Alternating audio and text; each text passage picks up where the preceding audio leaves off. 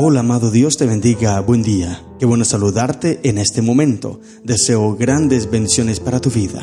Hoy quiero invitarte a estudiar la palabra del Señor. Nos corresponde leer un capítulo importantísimo, demasiado importante en la Biblia, y es el capítulo 28 del libro del profeta Ezequiel. En este capítulo, el profeta se enfoca en un mensaje dirigido al rey de Tiro. Es el tercer capítulo o el último capítulo de estos tres que componen las profecías contra Tiro. Pero ahora ya no se encarga tanto de la nación de Tiro, sino más bien del gobernante, el príncipe, el rey de Tiro, que también se interpreta como una profecía sobre la caída de Satanás. Se habla sobre la soberbia, sobre la arrogancia y la caída de Tiro, comparándola así con la de Satanás. Es muy importante que le prestemos atención a este mensaje, a este capítulo. No lo voy a leer completamente, pero voy a leerte unos textos de Elena de White para que comprendas, y cuando leas la Biblia, entonces tengas la noción clara del mensaje que Dios te quiere dar en este capítulo. Y voy a empezar con Mensajes Selectos. Página 125 del año 1907 dice: el primer pecador fue uno a quien Dios había ensalzado grandemente. Es representado bajo la figura del príncipe de Tiro, floreciente en poder y magnificencia. Poco a poco Satanás fue complaciendo el deseo de ensalzamiento propio. Las escrituras dicen: se enalteció tu corazón a causa de tu hermosura, corrompiste tu sabiduría a causa de tu esplendor. Tú que decías en tu corazón: en lo alto, junto a las estrellas de Dios, levantaré mi trono, seré semejante al Altísimo. Aunque toda su gloria provenía de Dios, este poderoso ángel llegó a considerarla como algo propio. No contento con su posición, aunque era honrado por encima de la hueste celestial, se atrevió a codiciar un homenaje que solo corresponde al Creador. En vez de procurar que Dios fuera supremo en el afecto y en la lealtad de todos los seres creados, procuró conseguir para sí mismo ese servicio y esa lealtad. Y al codiciar la gloria que el Padre Infinito ha conferido a su Hijo, este príncipe de los ángeles aspiraba a un poder que solo correspondía a Cristo. El usurpador continuó justificándose a sí mismo hasta el mismo fin del conflicto en el cielo. Cuando se anunció que junto con todos sus simpatizantes debía ser expulsado de las moradas de gloria, entonces el caudillo rebelde atrevidamente expresó su desprecio por la ley del Creador. Condenó los estatutos divinos como una restricción de la libertad de sus seguidores y declaró que tenía el propósito de conseguir que la ley fuera abolida.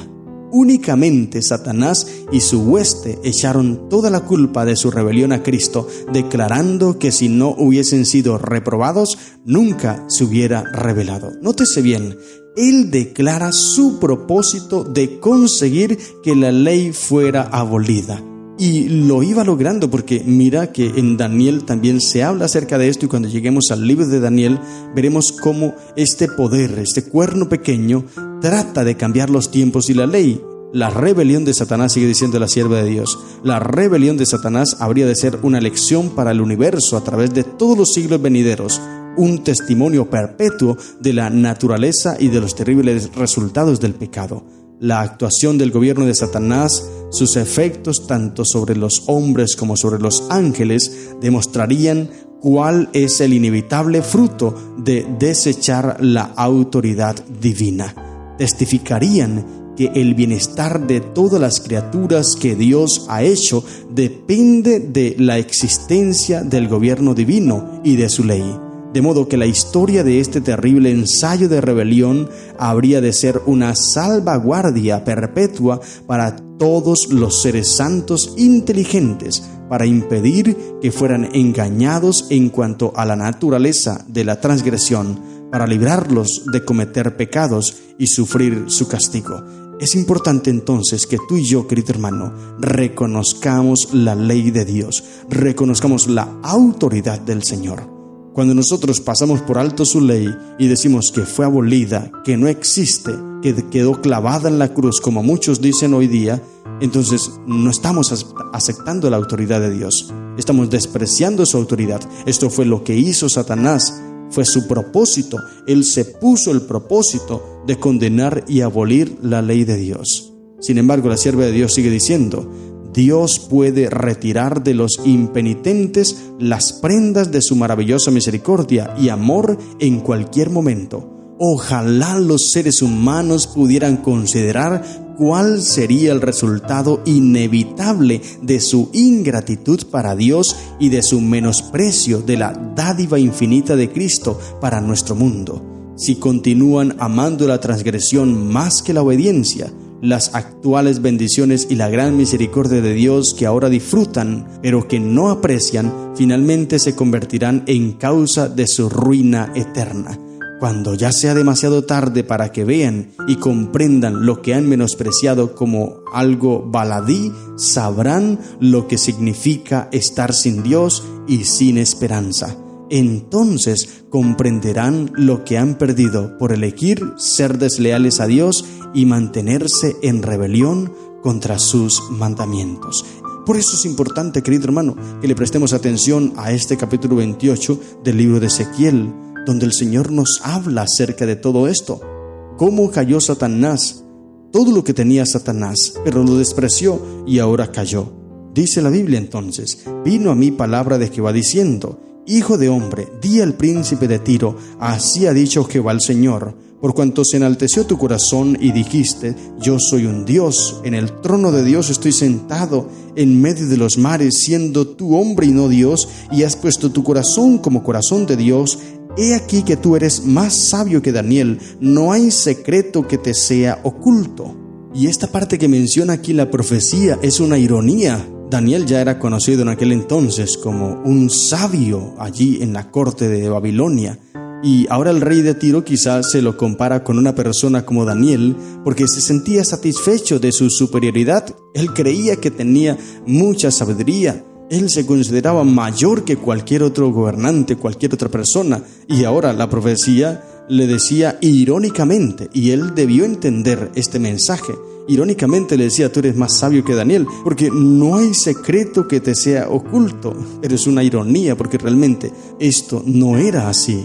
Ahora, refiriéndose a Satanás, Satanás lo tenía todo. Era un príncipe, era un querubín protector. Era hermoso, perfecto en su hermosura, dice el texto bíblico, pero se rebeló a causa de su hermosura, se pervirtió, se rebeló y quiso tener más, quiso estar incluso por encima de Dios, y esto lo llevó a la ruina, porque nadie puede estar por encima de Dios. La sierva de Dios, Elena de White, sigue diciendo en Review and Herald del 19 de abril del año 1898: se acerca rápidamente el tiempo cuando se cumplirá esta escritura. El mundo y las llamadas iglesias protestantes están, en este nuestro día, colocándose al lado del hombre de pecado. El gran conflicto venidero girará alrededor del día de reposo del séptimo día. Este era el propósito de Satanás, rebelarse contra Dios, y luego su propósito de atacar la ley, y lo ha logrado. En muchos cristianos lo ha logrado. Con tu sabiduría, sigue diciendo el texto, con tu sabiduría y prudencia has acumulado riquezas y has adquirido oro y plata en tus tesoros. Con la grandeza de tu sabiduría en tus contrataciones has multiplicado tus riquezas, y a causa de tus riquezas se ha enaltecido tu corazón. Versículo 6. Por tanto, así ha dicho Jehová el Señor: por cuanto pusiste tu corazón como corazón de Dios, por tanto, he aquí yo traigo sobre ti extranjeros, los fuertes de las naciones, que desenvainarán sus espadas contra la hermosura de tu sabiduría y mancharán tu esplendor. Esto será el fin. Bueno, aquí era el fin de Tiro, pero también el fin de Satanás. Ahora, dice que era perfecto en su hermosura, y eso también lo dice la sierva de Dios. Review and Herald del 24 de septiembre del año 1901 dice: el mal se originó con Lucifer, el cual se rebeló contra el gobierno de Dios.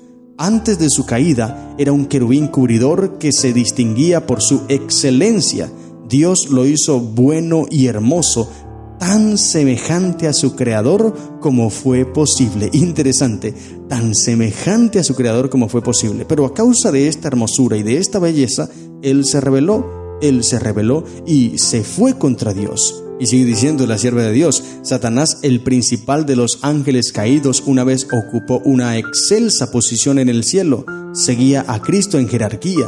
El conocimiento que tenía, como también los ángeles que cayeron con él, del carácter de Dios, de su bondad, su misericordia, sabiduría, excelsa gloria, hizo imperdonable su culpa. No había esperanza posible de redención para los que habían sido testigos de la inefable gloria del cielo, disfrutado de ella, visto de la terrible majestad de Dios y se habían rebelado contra él a pesar de toda esa gloria. No había nuevas maravillosas y manifestaciones del excelso poder de Dios que pudieran impresionarlos tan profundamente como las que ya habían experimentado. Si pudieron revelarse en la misma presencia de la gloria inefable, no podían ser colocados en una condición más favorable para ser puestos a prueba. No había disponible una fuerza de poder, ni mayores alturas y profundidades de gloria infinita para subyugar sus celosas dudas y sus murmuraciones de rebeldía. No había esperanza ya para Satanás, porque él había conocido a Dios, lo había visto, había compartido con Dios cara a cara, pero se rebeló aún así estando en la misma presencia de Dios. Por eso no había oportunidad para él. Y no solamente él se rebeló y los ángeles, sino que ha venido a la tierra para que el hombre también se rebele contra Dios. Hay una gran rebelión en el universo terrenal. ¿No hay un caudillo de esa rebelión? ¿No es acaso Satanás la vida y el alma de todas las variedades de rebelión que él mismo ha instigado? ¿No es él el primer gran apóstata que se apartó de Dios? Existe una rebelión. Lucifer renunció a su lealtad y está en guerra contra el gobierno divino. Este es el gran conflicto entre Cristo y Satanás. Se le ha confiado a Cristo el sofocar la rebelión. Él hace de este mundo su campo de batalla. Está a la cabeza de la familia humana. Reviste su divinidad con humanidad y recorre el terreno donde cayó Adán y soporta todos los ataques de las tentaciones de Satanás, pero no se rinde en un solo detalle. Él, o sea, Cristo, demuestra a todo el mundo que se puede vencer a Satanás. La salvación de un mundo está en juego, querido hermano. Él resistió, Cristo resistió al supremo engañador. Tuvo que vencer como un hombre en lugar del hombre. Y el hombre de la misma manera debe vencer mediante un escrito está, así como venció Cristo Jesús. Las propias palabras de Cristo, querido hermano, dichas allí bajo la presencia de Satanás, bajo la apariencia de la humanidad, Cristo estaba así como humano. Esas mismas palabras serían juzgadas erróneamente, torcidas, falsificadas, pero sus propias palabras, pronunciadas como el divino Hijo de Dios, no podían ser falsificadas. Por eso Él habla con autoridad y Satanás es destruido. En el último gran día será cuando cada uno recibirá de acuerdo con sus obras. Será la condenación final y eterna del diablo, pero no solamente la destrucción final del diablo, sino también de todos sus simpatizantes y de todos los que le han estado sometidos a él y se han identificado con él. ¿Tendrá alguna razón entonces para su rebelión? Cuando el juez de todo el mundo lo interrogue, ¿por qué has hecho así? ¿Qué razón podrá presentar? ¿Qué causa podrá alegar Satanás? ¿Qué podrá decir? No tendrá justificación. Tened en cuenta entonces que cada lengua está silenciosa, cada boca que ha estado tan dispuesta para hablar del mal, tan lista para acusar, tan lista para pronunciar palabras de recriminación y falsedad, está callada, y todo el mundo de rebelión está sin habla delante de Dios. Sus lenguas están pegadas a su paladar. Se puede especificar el lugar donde entró, donde comenzó el pecado, pero no se puede hablar allí delante de la presencia de Dios. Ahora la gente murmura, ahora la gente critica, ahora la gente ataca, ahora la gente condena, pero cuando estén frente al príncipe del universo, frente al rey del universo, el creador del mundo, allí no podrán decir nada. No habrá una sola palabra de justificación, porque es que realmente no habrá justificación. Lo único que reconocerán es: justos y verdaderos son tus juicios, Rey de los santos. Pero ¿por qué no reconocerlo ahora? Querido hermano, mira, hoy es la oportunidad, querido amigo, hoy es la oportunidad para que tú reconozcas a Dios. No esperes que llegue ese momento cuando no podrás abrir tus labios. No esperes que llegue ese momento cuando no podrás excusarte. No esperes que llegue ese momento cuando no habrá alguien que interceda por ti. Ahora tenemos un sumo sacerdote, ahora tenemos un abogado, ahora tenemos un intercesor ante el Padre, Jesucristo el justo. Ahora que hay oportunidad, debemos ir a Él, acudir a Él, presentarle nuestras cargas y que Él nos ayude. De nada sirven las riquezas, de nada sirve la fama, de nada sirve la rebelión. Mira, aquí el capítulo 28 de Ezequiel lo está registrando. Todo lo que tenía el rey de Tiro, todo eso quedó vuelto nada, quedó en la ruina. De nada sirve. Por eso, hermano, hoy acepta a Cristo, entrega tu corazón y deja que Él oriente y guíe tus pasos. Estas son las lecciones que encontramos en el capítulo 28 del libro de Ezequiel. Que el Señor te bendiga. ¡Feliz día!